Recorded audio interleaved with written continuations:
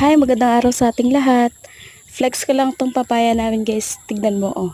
Kung gaano siya kaliit lang na papaya. Pero grabe, ang dami niya talaga mamunga. And as in, simula na namunga yan, tuloy-tuloy na talaga yung harvest namin. Noong una, pahaba yung bunga niya. And then, habang tumatagal, pabilog siya ng pabilog. Tapos nagulat ako, nakita ko sa taas. Ganun pa rin pala yung magiging shape niya, naging pahaba na siya. So parang ang nangyari, so ngayon dalawang klase na yung bunga niya, isang mahaba, tapos isang pabilog. So napakaganda niyang papaya. Lalo na pagpahinuging papaya. Ang laki-laki talaga niyan, hindi ko lang siya ano kung gaano kalaki, pero as in parang ulo kalaki. So yun lang, happy watching and thank you.